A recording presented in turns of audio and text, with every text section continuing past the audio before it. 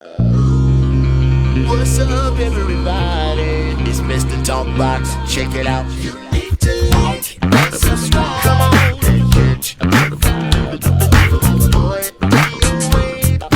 DOA playlist. Let's keep it funky.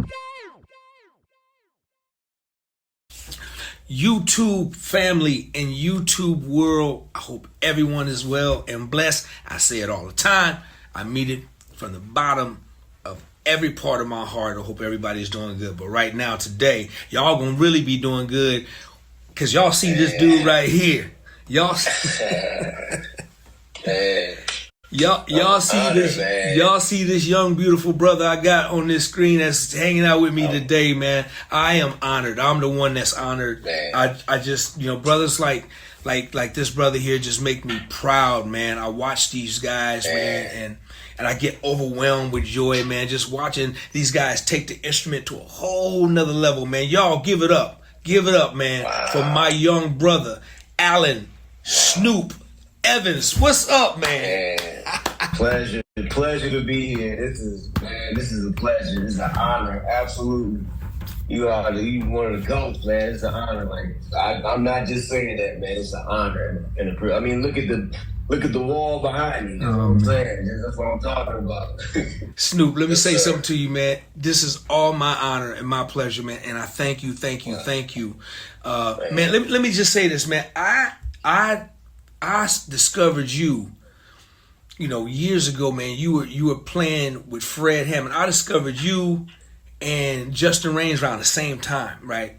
But I think you were playing with Fred Hammond, man. And I was out with Lionel somewhere out the country, man. And when you get out the country, you can get bored, man. When there's nothing to do, so I'm on YouTube, just surfing YouTube, man. And I come across Fred, and I come across this bass player named Alan Snoop Evans. And dude, let me tell you, man, you was so cold. I was like, oh my, here's another one. And man, so I've been a fan of yours, man, ever since. We've never met, bruh, and it's okay. But dude, I've been a fan of yours and your greatness, man, ever since, man. So it's good to meet you in this platform, man. I thank God for it because I'm able to connect with a lot of people that I never met before, man. So once again, man, thank you, man. Pleasure's mine, sir. Absolutely. Thank you. Absolutely. Man. Well, man, let's get into it, man. Sir. So Snoop, are you born and raised in Detroit? Born and raised, yes, sir. Born and raised in Detroit. Born and raised in Detroit. Are you a PK? Absolutely. Okay. Yes, sir.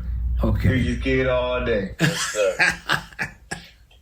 I love it, man. I love it. So,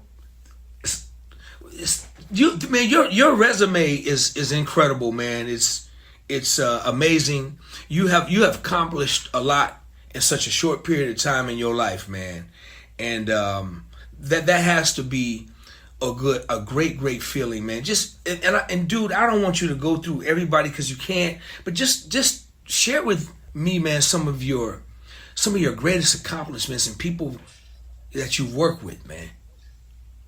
Had the opportunity of starting out early on, started out playing in church. My mom and dad is my first influence. Like I gotta mention them in my family, and Upshaw family and the Evans family, just a bunch of musicians. But I had a musicians and singers, but I had a chance to play early on with Rudolph Stanfield.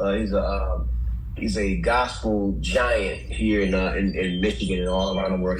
He wrote Perfect Peace, the song Perfect Peace. He wrote so many hits, but I had a chance to work with him, and then from there went to the Kiera Sheard, and from there, like I've been playing with Kiki for about 20 years, and when she first got started, she was 16. Like I started playing for her, and from there came First Lady Sheard, Karen Clark Sheard, then the Clark sisters, and from there it went to Fred. And from there, and it just kind of branched out, and like you couldn't pay me to believe that I'd be doing this for a living, like, and I'll get called, like, I'm still like still tripping about it. Like, I mean, because it was never a, you know, I want to do this. I want to, you know, of course I wanted to, but it was like, you know, I was just so busy playing that, like, the calls, like, I would just get called. And I was like, sure. And then one thing led to another. Had to, you know, had a chance to work with Take Six, like, a couple months ago. Like, that's a lifelong dream. Like, I mean, they are like the greatest, you know, ever. And I'm getting older. It's hard for me to remember, but like, I just thank God for the opportunity of, you know, being able to play for so many, and it's a blessing, man. Wow, Blessing. wow. So let me ask you this, man. So being from Detroit, and growing up as a kid, how in touch were you with the whole Motown thing, man? Were you deeply involved in that scene? With my father being, my parents being, you know, they taught, you know, rehearsal and everything, and they played gospel music in the house, but and that's all I heard. Like, I grew up on Thomas Whitfield. I actually get Thomas Whitfield, the Whitfield Company. I got an engagement with them in Cincinnati Saturday, so like, I'm really looking forward to that legendary choir. And so they would play the Hawkins and Thomas Whitfield. Like, that's all I like really heard, but they love good music. They love good music, and good music is good music, you know. And so, like, I did hear some Motown, and like, it didn't really, you know, coming up in church, only hearing a certain type of sound. It took me a minute to really get acclimated to it, but once I did, I was like, oh my God. I mean, just, you know, I never forget watching, we had this old VHS of Sammy Davis Jr. Celebration, a birthday celebration. It used to come on, and I still got it on VHS. It's on YouTube now, but I remember Marvin Gaye doing I Want You, like a live performance, and like, I'll never forget how I felt watching that. Like, it was like, God, what is this music doing? What is happening right now? You know that, and the Motown thing where Michael Jackson like did his first like performance. Like, I remember watching that and just being blown away. So like, yeah, man. And like, I drove past Hitchville a couple days ago. Like, I mean, but now that I've really matured, I had to mature musically to really appreciate that sound. And that sound is timeless, man. Like, absolutely timeless. That's Well, you know, you're right, man. It's like, and even when I was younger, man, I loved it. But now I love it, and I have such a deeper appreciation for it now, because you're right, it's timeless, man. I wish to God, man, that, you know, that He would bless me with, you know, music that's gonna live till the end of time, man. That's like incredible. Those records, you put them on today, and they still sound amazing, man. That history, that rich history. So let me ask you this, bro. Now, are you one of those, and I think I already know the answer to this, man, because you all are.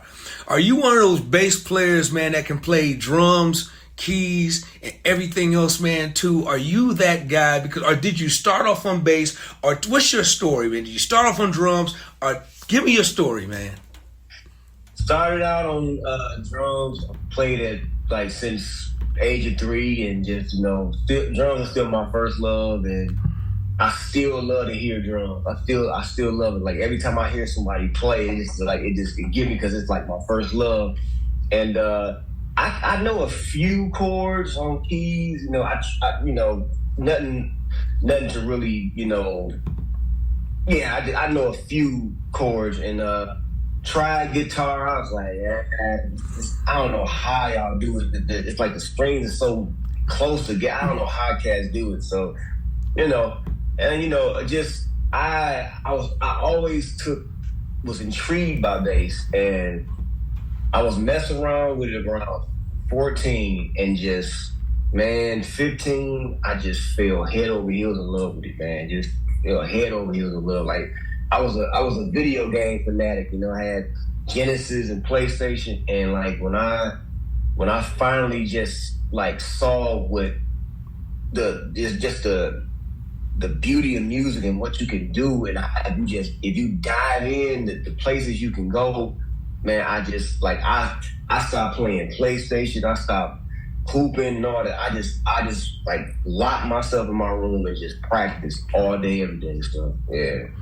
when I'm about 15, that's what happened. So are you now? Do you did you study? Do you read, or do you pretty much just rely on ear, or what's that situation like? Just ear. I've been wanting to learn to read music, and my mom got me these something for reading, learning how to read for Christmas, like some years, like I think when I was like about 15 or 16, and it was just so boring to me because like I just want to play, and it's that was too much like school, and it's like you gotta teach me. So it was 5 30-minute sessions, and I would go there, and the first 2 minutes I'm falling asleep. I'm like, I just want to play. I don't want to do all this. So, but now I'm older, I see the importance. I still haven't, if I could just find the time, I really would like to get into it. But yeah, it's just pretty much all ear. I played violin in 5th grade, and I played by ear. I didn't read music, so. So you actually played in like a little band, a school band, or something like that, or and they let you play? I never did anything. I never played in high school. I never did sports or band, anything. I just never really wanted to. I was kind of like a loner. Like I just wanted to get home. I wanted to just get to my room and practice and perfect it, before playing out, But yeah, I mean, in 5th grade, I played violin. But when I got to high school, I didn't do jazz or anything. I didn't do any band. I just played at church. Yeah. That's interesting, man. Your story, your story is my story. I was the same way. I didn't have enough discipline to sit down and try to read. It's just you just want to plug and play. It's like getting them toys at Christmas. You don't want to read the instructions. Just let me figure it out. Absolutely. I still don't read instructions to this day. Hey, so Snoop, man, by you growing up, PK in church, playing with a lot of gospel artists, do you have a secular background as well, playing with some secular artists? When I first round about like 19 and 20, I was playing for a guy named Calvin Richardson. He's a soul artist. I played for him, did tour with him, and played for a lot of jazz. Alexander Sanjay, I did some stuff with him, and almost had the opportunity to get into some things, but it didn't work out. And so it's just pretty much now I'm just focusing on gospel. Yeah. Good, man, good. Well, it's crazy, man. God has given you a tremendous talent, and most everybody that I talk to, as far as the ear thing, and it's even more scary because I'm like, man, how do you drive myself crazy, man? I never ever was that good, bro. I'm keeping it a buck with you. You guys got so much information, and you just crack me up on how you. I'm like, man, how you guys think, how you get to that, how do you? So I'm blown away by your gift, man. You got a gift that's out this world, man. And whatever it is you doing, bro, keep doing it, man. Because I'm telling you, man, your name rings, man, like a pot of gold and pot of jewels and platinum, and it's all nothing but love. So many people are your peers, man. They have so much love and respect for you, man. Every time we're talking bass, man, your name comes up. A majority of all the time, bro, your name comes up, man. That lets me know you're doing something right, man. So whatever it is you doing, man, not only as a musician, but as a man of God, and as a person who loves God and his family, and I finally got you, man. I know you're so busy, man, and you got everything. So, man, I'm so happy, man, that you got this time, man, because I know your schedule's all over. Pleasure. Man, no, it's my pleasure, man. Absolutely. Let's shift gears, man. Let's go to something else, because I'm not going to hold you long, man. I want to talk about this lifestyle change, Snoop, that that I've been watching you, man, and you've been encouraging so many people, myself included, and just looking at you, man, looking how great you look, man, and how healthy you're looking, man, and the weight loss, and man, what brought the idea that you just wake up and say, okay, I need a lifestyle change, I need to, what brought all of a sudden the change, man? Tell me about that. Man, so then it was mostly fear-based. Everything, like, it was mostly fear-based. I was 289, I weighed 289 pounds, and like, it just, life on the road, you get done playing, everything that's open late, McDonald's, that's all you got. It's like, guys want to eat something, and don't get into tour life. That, oh my God, it's so easy.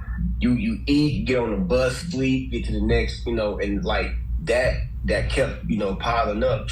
And even at home, just the way I was eating, you never really, there's no way of really knowing, because you go from your 20s, you go from your teens to your 20s, and you can eat whatever, go to sleep, get up, play some basketball, you'll be good, but then when you hit 30, it just all stops, and it's like you gotta get used to this way of life. Now you gotta be intentional now, and so bass had took over. So all I wanted to do was play. Like, I would work out. I always lift, and I would work out, but it was always about bass. So it's like, man, if I go to the gym, it'll take away from this bass. So like, all I wanted to do was just play bass. And the older I got, the more weight I gained. And so it was a particular time where it was actually on Valentine's Day a couple years ago, and I felt some tingling in my left arm, and it was tingling for 2 days straight. And like, I was like, I don't know what's going on. So like, the third day on Valentine's Day, me and my wife we were eating in the kitchen, and I was like, man, I'm gonna go to the urgent care and see what's up. So I went, and it wasn't no line. I was able to walk right in, and they got my blood pressure. My blood pressure was 170, like blood pressure 170. And so I went in. The lady was like, "So you feeling tingling in your left arm?" I said, "Yeah." I'm thinking like, I don't like hospitals. I don't like doing all that. I just, don't feel like doing all that check. It's I got enough stuff to do. I don't feel like going to the hospital and waiting and all that.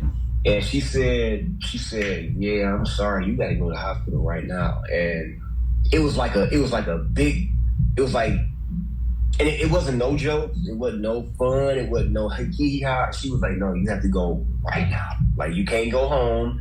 You're under our care. You have to go straight to you want an ambulance?" I'm like, "No." Look, I'm like, "No." They said, "You have to go right now. We're going to call ahead. And so you won't have to wait in the line."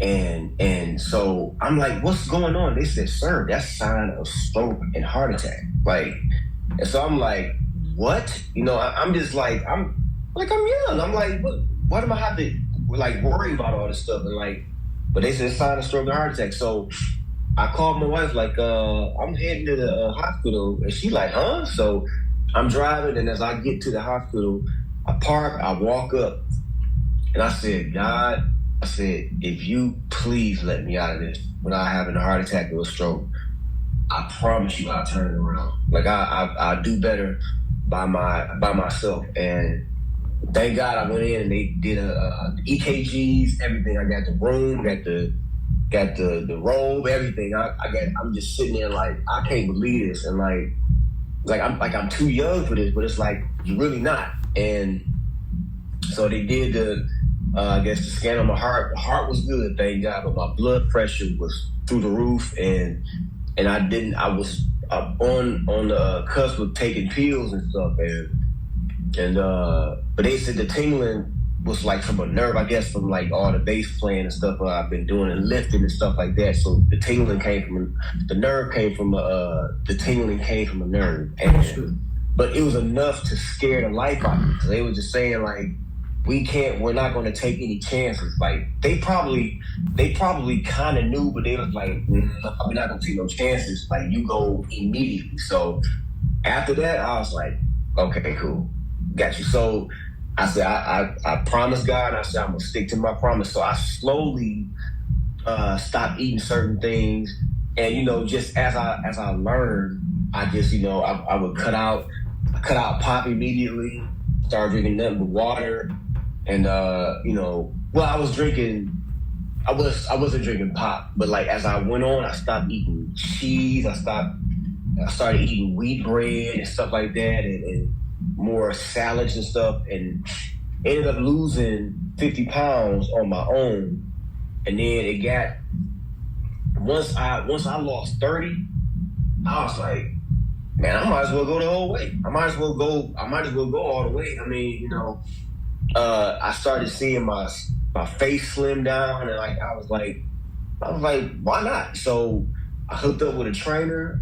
His name is Christopher Morris, and he used to play for Donald Lawrence. He played keys for Donald Lawrence. Did the same change. He had lost a lot of weight and started competing. And like I found him, we had been following each other on Instagram, and went through his pictures, and he had like a decade of living that lifestyle. And we hooked up, and man, he gave me the recipe on weighing your food, what to eat, what to stay away from, drinking a gallon of water a day. And man, them pounds just like flew off, man. And then I started like, now I'm like obsessed. Like I'm a gym rat now. I go 5 days a week, like 2.5 hours, and just like I think about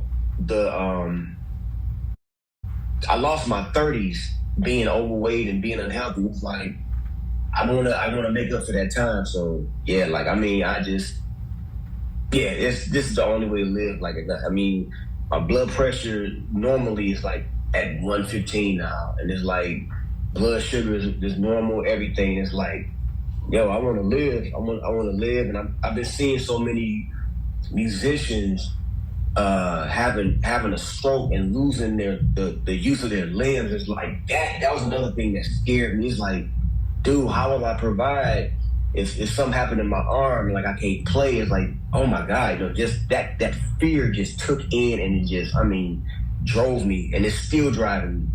It's still driving me. I mean, seeing the results, it's like now. It's like now, okay, yeah, now I want to go to the gym. I can't. I'm waking up before the alarm clock now because I can't wait to start. But like at first, the fear drove me, but now the results. But yeah, man, I'm never going back. I'm going back. Well, man, you got to give me a minute, man, because I gotta applaud you, man. I gotta applaud you, brother. I gotta salute you, man. And dude, I am encouraged, man, by your story, man. It's very, very powerful, bro. Very powerful, man. Wow. And like I said, man, and whatever you're doing, man, keep doing it. I hope everybody's watching, man. They get encouraged by this, because I am. Man. And yes, sir. Bro, I appreciate you just breaking it down, man. I mean, there's honestly, bro, there's nothing else that we can talk about that's on the top what you just broke down in the last couple of minutes, man. We can't talk about music-based nothing, man. Nothing else we can talk about, man. As great as you are as a musician, man, you're an even greater person, man, because of your mindset and where you are right now, man. So, bro, listen, I'm gonna put a button on it, man, and I'm not gonna hold you no longer, man, because you've it's mind blowing, man. I'm really proud of you, and everybody in the world can see the results, man. Everybody. So you should be proud. I know you are. I know your family is. But not only that, man. I know you made God proud for keeping that word and staying true to it, man. And I'm just thankful, man, that that everything is right now. Your blood pressure, man. I'm just I'm just thankful that everything is good, man. So everybody, this story right here is very powerful. Even more powerful than any musical stuff that we've been talking about over the past few minutes. And so man, I just thank you, man. Now I'm going to leave you with this question. I ask everybody this question. And Snoop, don't mess the question up, please, man. Don't feel sorry for me. Don't, I need to get you got Mount Rushmore, man. And so now, see, you started on drums first, but I'm gonna ask you about bass because from bass man to bass man. Now, if you mess it up, I'm gonna stop you. Then we're gonna switch over to drums. So right now, man, I need to know your top 4 bass players, man, that you're gonna put on Mount Rushmore. I know it's a crazy. That's so hard. Yeah, absolutely. That's so hard. But give me your top 4 bass players, man. Man, the bass players that changed my life. I gotta say, man, this is a rough. Just 5. It's so many. I gotta say Joe Smith. Joe Smith, man, good God, man. And I never got a chance to meet him. I got real close to meeting him one time. Never got a chance to meet him. Joe Smith was one. Man, it's so many. Marcus Miller. I never forget the first time I heard Rush Over. When I heard Rush Over, and I heard that bass out front thumping, like it was like the solo. Dun, dun, dun, dun, dun, dun. I remember like it was like Hogwarts and Harry Potter. Like I didn't know a bass could sound like that. I didn't know a bass could do that. Like the man. So him and man, when I heard Victor Wooten, I mean Walt Disney of bass, man. Walt Disney, and like. I was just like, I didn't know that was possible. I didn't think it was I remember I saw him on someone called Bet on Jazz used to come on, and I record him, and like I stopped the tape, I paused the tape, VHS, I paused the tape, I literally walked to the TV, and I counted his fingers just to make sure he didn't have any extra fingers. I lied not. I said, okay, you got the same amount as me. I said, I don't care how long it takes, I'm gonna learn it. It's because I was blown away by it. Wow. Petitucci, that man, oh my God, that man is a blessing. That man is a Christian too, and like just the way he think, and he's still relevant to this day. Like, I mean, they're all relevant to this day.